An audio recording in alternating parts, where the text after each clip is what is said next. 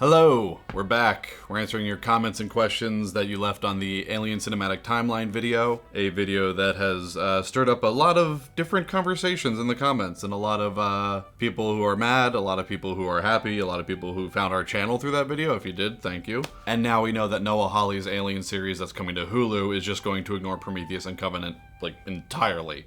So let's go through, see what I got right, what I got wrong, what you're mad about. There's a few things. Again, sorry if I get your handles wrong. I have New Jersey mouth and I mumble a lot, and I also have bad eyesight, as you can tell. Javier Zayas writes, yeah, we're not going to go into Alien Isolation since it doesn't really add anything. Anyway, Weyland-Yutani somehow knows about xenomorphs by the time we get to the events of Aliens. People were upset or disappointed or mad that I include Alien Isolation. When I said it doesn't add anything, it doesn't add anything to the events of the timeline. And going back, I would probably lift some things out that also don't add too much. To answer your question, though, about how Weyland somehow knows about xenomorphs before the events of Aliens, is they knew before the events of Alien. Even before Ridley Scott went and made Prometheus and Covenant in 2012 and 2017. If you remember, in Alien, Ash replaces their science officer on Thetis before they head off to Earth, right before they cross by LV-426. Ash is also the one who tells them they're contractually obligated to go down and really makes a point of it. There is a clause in the contract which specifically states any systematized transmission indicating a possible intelligent origin must be investigated. I don't want to hear it. We don't know that's intelligent. I want to go home and party. Parker, will you just listen to the man? He protects the xenomorph and it busts out of Kane's chest. Oh, we gotta get it off him. Just a minute. I mean, let's not be too hasty. No. Touch it! We probably don't know if he knew what exactly it was, but he's a company man. And when I say company man, I mean a robot made by the company. But yeah, the company knew. They knew in some way, shape, or form that there was something on LV-426. And in Alien Isolation, even if you chop out Prometheus that happened 2 years before the game was released, the story itself reveals that Weyland-Yutani knew about xenomorphs before Amanda Ripley even gets on board Sevastopol. In Alien Isolation, there's a ship called the Anesidora that finds the black box from the Nostromo wreckage, along with all their information about xenomorphs and Ripley's recordings. The Anesidora ends up on Sevastopol Station. There's a bunch of aliens. Turns out that Sevastopol Station was also bought before the events of Alien Isolation by Weyland-Yutani. Something crazy just happened. Sevastopol is off the market. We gotta buy her. Because Weyland-Yutani, again, they knew that something existed. They've been trying to get their hands on the xenomorph apparently for a minute. Like I said in the video, we don't know how long they've known that xenomorphs have existed. But if we're counting Prometheus, which came out before Alien Isolation, and they knew most likely from David. The head of your company is not going to go out into outer space and then die with a camcorder strapped to his head, and you're not going to investigate what all of that nonsense is. They have an idea. They're a step ahead. Andrew Beaversfeld writes, the multiple cuts of Alien 3 answers so many questions for me. I could have sworn that Ripley grabs the alien as it bursts out of her chest at the end of Alien 3, but then when I saw the film, that scene was missing. For years, I just figured it was a Mandela effect until watching your video. It's very interesting that there are two cuts of Alien 3, which the director is not really interested in either of them. There's a lot of comments that are just like, there's only two Alien movies, Alien and Aliens. I think there's good stuff in both edits that if someone took the time and really went and stitched together the stuff from the assembly cut that works with the stuff from the theatrical cut. I think the chest burster at the end works better than Ripley just falling into fire. But then I also think the ox from the assembly cut works more than the dog in the theatrical cut. And then there's stuff like Paul McGann's character, who's kind of like a cultist worshiper of the alien, gets kind of lost in both edits in a weird way. The thing that I find interesting about Alien 3 is I feel like it has, if not the most, the second most iconic frame of an Alien movie, which is the side-by-side shot of Ripley and the xenomorph with the filing cabinet mouth, and it's from the third movie of the franchise. I don't know, I find that very interesting. Points to David Fincher being a good filmmaker. At Tim Backman writes, a little Easter egg that indicates a long future of the Alien universe is Firefly. Example, in the pilot episode, Mal, Nathan Fillion, activates an AA gun. The aiming display that comes online has a clearly visible Weyland-Yutani logo at its top. I know it's probably not canon, but still a fun tidbit. Yeah, I went back and watched the pilot episode of Firefly, and it's right there, which would make sense because I believe Fox owned the rights to Firefly at the time of production, and they also were the ones who kind of shifted that show around the schedule every day of the week so no one was able to watch it. It's also interesting if you go back and look at Whedon's feelings and thoughts on Alien Resurrection. That movie and that pirate crew is clearly a first draft of the Serenity crew. The Jeruvian says, Ripley finding out her daughter Amanda is dead doesn't add anything? Are you serious? It adds everything to the central relationship in the movie, that of Ripley and Newt. When I say it doesn't add anything, I meant to the timeline itself. Aliens is my favorite of the franchise, hands down. I'm a big slut for James Cameron. Love his movies. I think Aliens is fantastic. So the comment about finding out about her daughter Amanda and her passing and all that, it doesn't add a ton to the timeline events itself. But no, the Newt and Ripley stuff is some of my favorite stuff in Aliens outside of Bill Paxton. Well, that's great. That's just great, man. At Jarrett Original writes, the difference between Brian David Gilbert and everyone else, he actually reads all the novels for his research. Yeah, that's fair.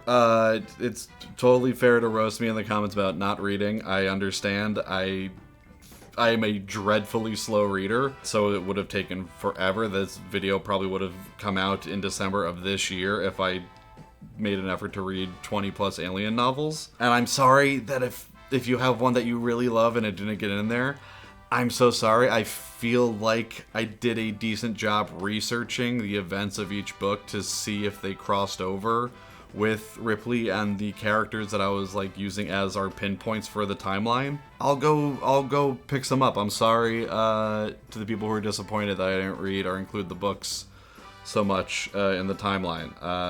I'm so sorry. Mitch MGA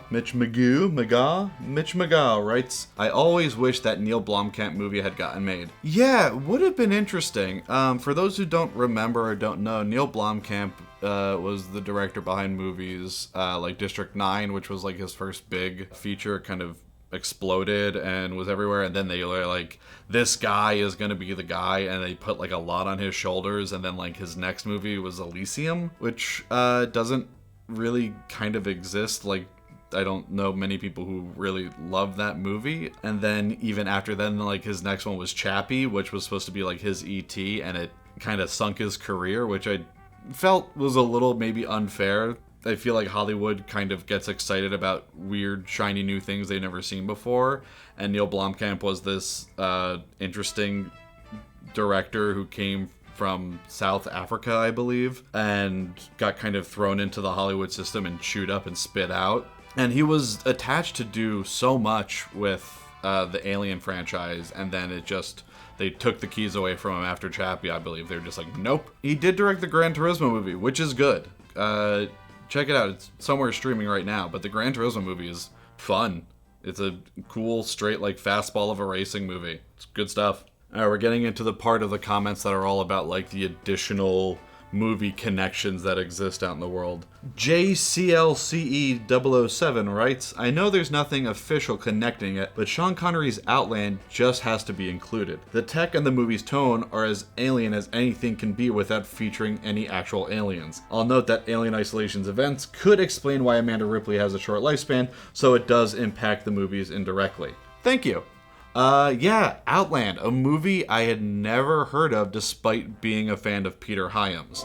Outland, the ultimate enemy. Who I think is a director that we should be talking about more, especially if you're someone who's really into auteur theory. He's a guy who wrote, directed, and shot a good chunk of his movies. He made 2 of the 3 best Jean-Claude Van Damme movies, which were Time Cop and Sudden Death. I've never heard of Outland, though, and yeah, it is alien as It was shot in England. It was produced by Fox under Alan Ladd Jr., who was the president of Fox who greenlit Alien to begin with. Spoilers ahead for the 1981 film Outland. Jump to this time code if you don't want that. Sean Connery plays a space marshal who's given a tour of marshal duty on a mining facility out in space that is not being terrorized by any actual creatures or aliens. It's being terrorized by drug abuse. Peter Boyle plays the like foreman of the mine and also has a bunch of drug dealers running around and doing shady deals for him. And Connery's wife and child leave the colony and go back to Earth. It's basically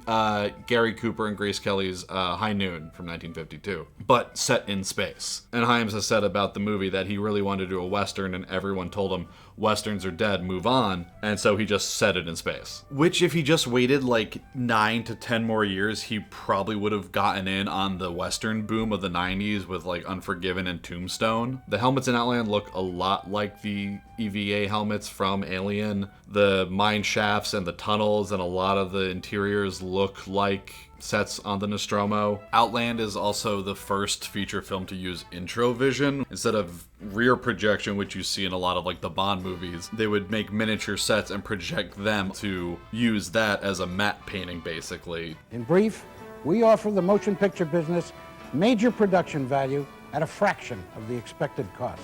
The novelization for Outland was also written by Alan Dean Foster, who did the novelization for Alien. Weirdly, it has a Jerry Goldsmith score, which Alien also has, but I believe that's because Hyams and Goldsmith worked together on Capricorn 1, which is also a cool movie you should watch, about astronauts fleeing the government after helping fake the moon landing on a film set as kind of a commentary on the whole Kubrick faking the moon landing thing. Fun movie. I could see why a lot of people in like Reddit threads and comments say they start their Alien franchise watch with Outland. It is, yeah, it has that vibe. The next comment is from Jason Rayan 9311. Just an FYI, the Kurt Russell movie Soldier, released in 1998, has a number of ties to Blade Runner, which would then mean that it too is connected to and part of the Alien franchise universe. Yeah, the 1998 Paul W.S. Anderson movie Soldier, starring Kurt Russell at the like tail end of his leading action star phase of his career, was written by David Webb Peoples, who co-wrote Blade Runner. And Kurt Russell's character Todd 3466, I believe, or 3456, that's not right. His dossier that pops up on screen at one point has a service record, and you can see Shoulder of Orion listed as one of his missions, which Roy Batty talks about in Blade Runner. Attack ships on fire off the Shoulder of Orion. There's also like a column that's about the service weapons he's able to use, and one is the USMC assault rifle, I believe. I gotta double check. Me editing this will correct me. I love this of this little weird like things that writers and creators and filmmakers go through and put into their movies. I think it's fun. It is odd that they decided to take Kurt Russell and give him a role where he doesn't talk for most of the movie. I'm going to kill them all, sir. Cody Johnson, not the Some More News Cody Johnston, but Cody Johnson writes, what's your opinion on the theory that Alien 3 is just Ripley's hypersleep nightmare? I mean, that'd be nice. It would be nice if that was true in the world of Alien, that Ripley and Newt and Hicks and everyone went and lived a happy and long life back on Earth. I guess this theory is kind of easy to slap on because we don't know anything about hypersleep other than what we know from Avatar 2 is that babies can't go in cryo. Can't put babies in cryo, dipsh.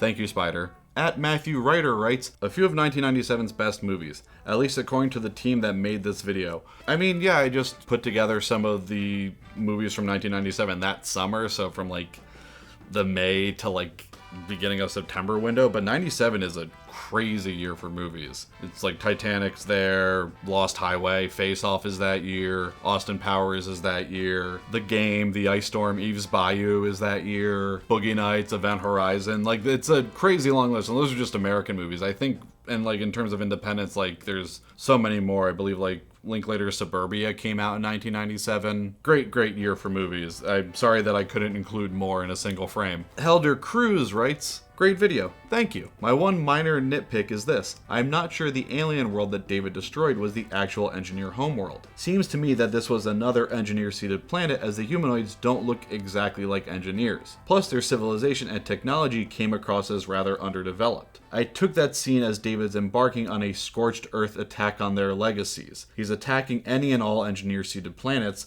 while on the way to their homeworld, just my opinion. Yeah, I mean, that's fair. That would make total sense. They do look a bit different from the engineers we see at the beginning of Prometheus. I don't know, maybe they're all secretly jacked as well underneath those. robes, but yeah, good theory. That would make, he landed there and started working on xenomorphs to then continue his campaign across the galaxy. We'll never know, I guess. At Distudo13 writes, my god, at what point do the IP crossovers stop? Blade Runner, Terminator, RoboCop, Predator, Alien. Next, you're going to tell me that Die Hard, Indiana Jones, and Underworld are somewhere in this. Actually, if you look in the background of the police station in Predator 2, you can clearly see Celine from Underworld. That's clearly something fake that I made. When it comes to IP crossovers, I feel like that's something more on the studios than the writers and filmmakers who make these movies. I understand, like, David Webb Peoples putting little Blade Runner things in Soldier. It's fun. It's fun things for fans to find. And we just happen to be at a time in film and the entertainment industry where fandom has become the currency of cinema instead of just letting movies be good and have weird little things in them that we then find years later.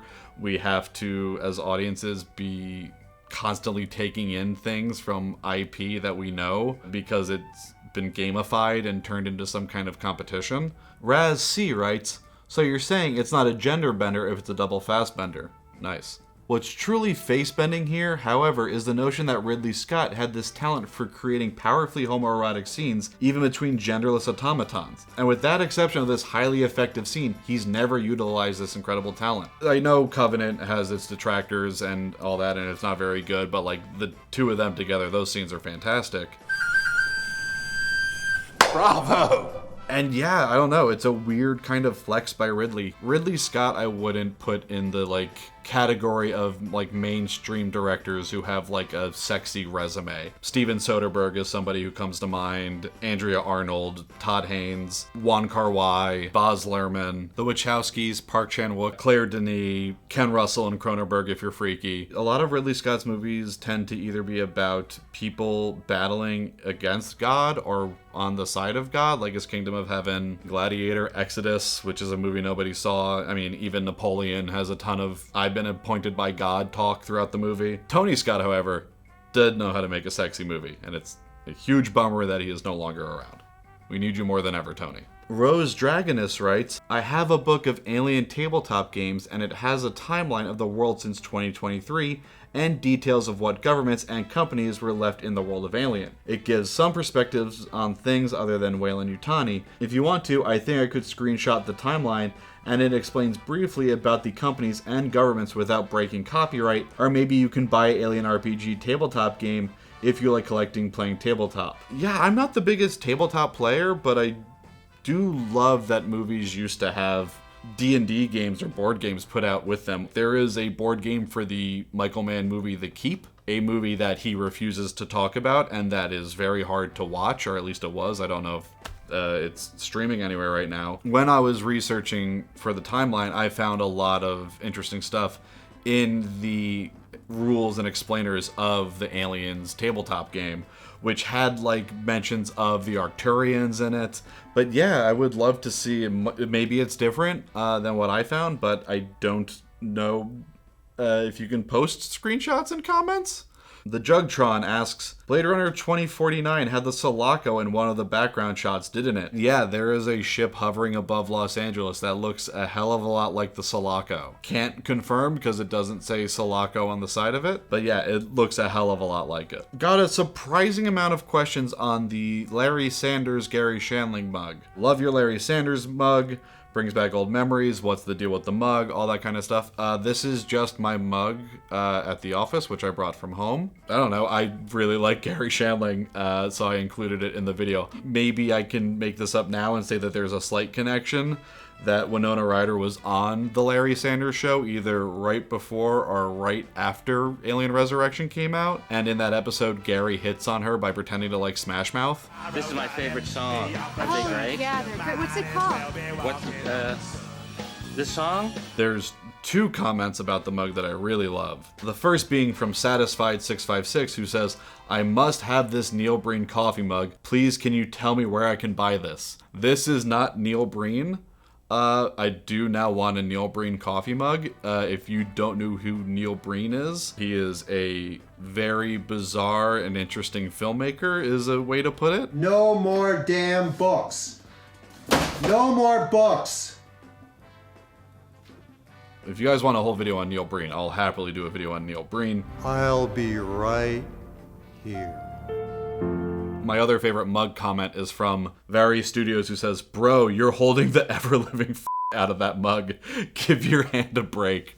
Which, like, yeah, fair. I have a death grip on the mug. I don't know, that just made me laugh. Gemis1212 writes, "What movie is that at 1528?" So that's not actually a movie. That TED Talk is a YouTube clip that Fox put out as promotion for Prometheus, along with the Happy Birthday David video, the Yutani video where Elizabeth Shaw is trying to get in touch with Peter Whalen. Those were all part of just viral marketing back in the day, which is also why the David 8 is powered by Verizon Fios, which also is very funny when you look back and you're like, oh, a TED Talk.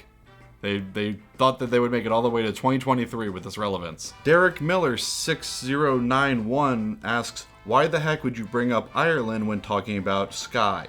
That's in Scotland." For stuff like that, like the Isle of Skye reference along the timeline, I wanted to include real historical events that would be kind of woven in with the alien timeline to show like where we are actually in real life and history as a people. Like the synthetic trachea that Whalen made is a real thing. I used that news story from the Journal as a placeholder to show what was actually happening in human history at this time. So yeah, it didn't take place on the Isle of Skye. And also at this time in history, Scotland and Ireland and the United Kingdom did not exist. It was Doggerland. This is thousands and thousands of years ago. They didn't find reindeer bones in Scotland that had the same kind of significance news-wise as the bones that were found in Ireland. AVRG Guy writes, in quotes, "I just don't have the time for books. Great, this is going to suck." I hope it didn't. I hope you stuck around, even though I don't believe I just don't have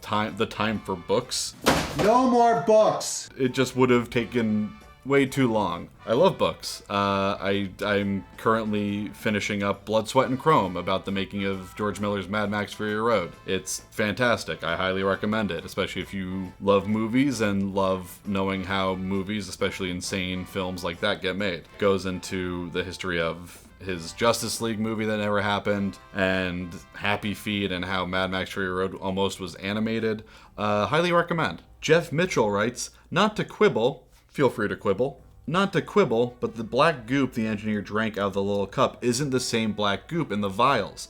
The black goop in the vials was the result of the engineers trying imperfectly to recreate the goop the engineer drank out of the little cup." Great video though. Thank you. Yeah, I did not make those connections. I had a feeling that they were just all the same. Like the what the goop does in Prometheus is very up in the air, especially when we get to Covenant. I don't even think he focuses on goop. That's Egg City in Covenant. But yeah, the goop is weird and creates a lot of different things. So the way the goop at the beginning of Prometheus kind of works the same as we see in Covenant when he gets to the planet, but like you can't really say, and it's all left kind of ambiguous. So it's hard to pin down, but that makes sense. That makes sense that they wouldn't bring a life-giving goop to a planet they're looking to destroy. Matt Dunsell writes, "There is a theory that Cyberdyne used Dutch as the model for the T-800 because of how good he was at defeating the Predator." Yeah, I mean, I'd buy it. Next, I don't know, sounds fun. Louis Throttler writes, "Being the about-face kind of guy I am, age 52, I tend to need to write things down, if and definitely when I remember them, so apologies, Mr. Nerdist, if you did not mention this at some point." I don't know if I'm Mr. Nerdist. That's probably Dan Casey would be the Mr. Nerdist, maybe. An oft unmentioned and for sure hushed up influence on Alien was the short story by Clark Ashton Smith, The Vaults of Yovombus, set on Mars, an expedition to an ancient city mysteriously vacated over 40,000 years ago by an unknown pestilence or agency, results in a chance discovery of an underground system of tombs. Finally, a pictogram that has survived the ages depicts an earlier species of Martian that, although apparently normal in form, seems to be in the process of donning or removing some sort of face covering. This whole short story is on YouTube. I believe it's on Horror Babble, if you want to listen to it instead of reading. Yeah, it's really, really cool, interesting, old sci-fi, like John Carter of Mars kind of stuff, but a lot more like cryptic and filled with dread. Thank you. That was a fun read. JC Culver writes, fun side fact, the aliens are silicone-based and not carbon-based. That came out of the Colonial Marines tabletop role-playing games. There's so much alien lore that's weirdly spread out across like tabletop games and books and like SNES games and PlayStation games made by Sega and the shorts. Like, that's the people who go through and do the hard work cataloging everything in this universe, and they post it to the Reddits and the wikis. Like, you're all amazing at your job. You keep up the great work. I would not have been able to do it without you. But it really shows that, like, just how widespread weird little bits of information are across this entire franchise. Elements888 writes, imagine they had mixed in the Terminator timeline.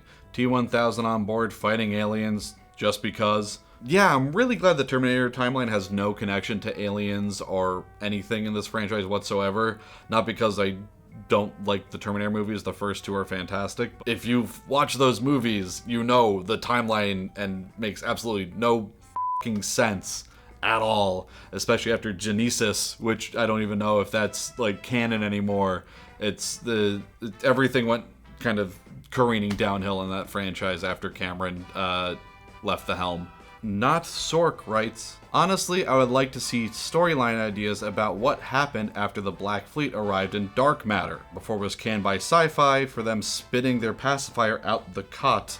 I mean, for the show not having merchandising rights that were favorable to Sci-Fi.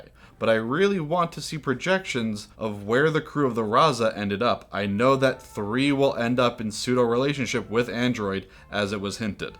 Yeah, so I had to Google that. I did not know that Dark Matter was a show that ran on the Sci-Fi Network from 2015 to 2017, and I watched the pilot and recognized absolutely nobody, so I kind of immediately knew that it was a Canadian production. I always enjoy the weird Canadian TV that we get down here, like Letterkenny is super big now, but like growing up there was stuff like Big Wolf on Campus and Vampire High starring Joris Jarsky and Karen Cliche. I don't know what any of this has to do with Alien other than people hooking up with androids. Yeah, like you never f***ed a robot.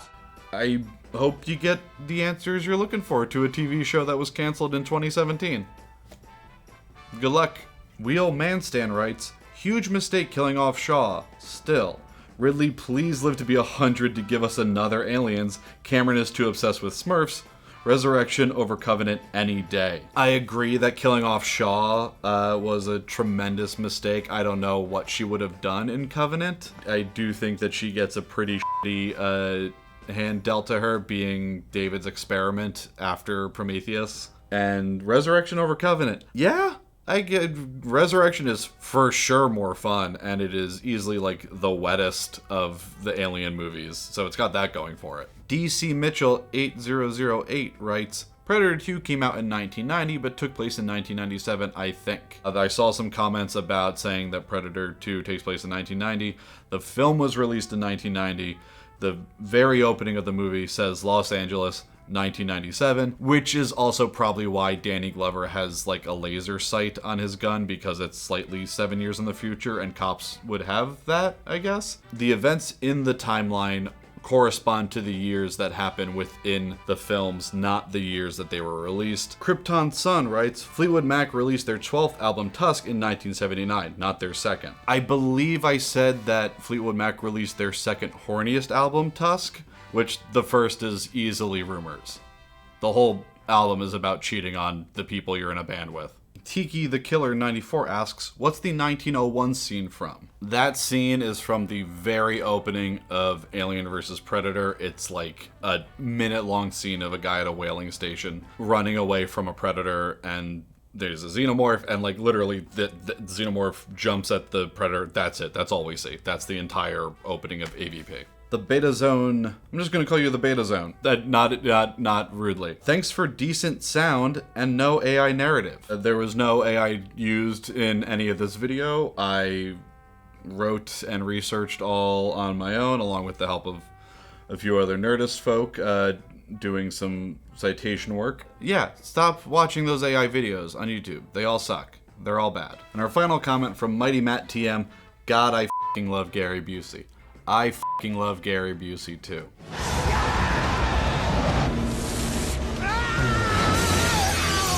That's all the time we have for comments today, unfortunately. I know there's a lot, and if I didn't get to yours, I'm sorry. There is a lot to comb through. Let us know what you want to see next. If there's any film universe you would love a deep dive on, or if there's a franchise you would like to know more about the history of, or if there's a director or an actor or filmmakers or era you would want to know more, leave it in the comments. We love movies here, and we love to talk about movies with you and hear what movies you like. That was the whole reason for doing the Alien timeline, was I love movies, and I love specifically the Alien movies. So, yeah, we want to hear from you. Thank you for hanging out. Make sure to hit that like button if you can. That'd be fantastic. And for the latest and greatest in the world of pop culture, stay tuned to Nerdist.com.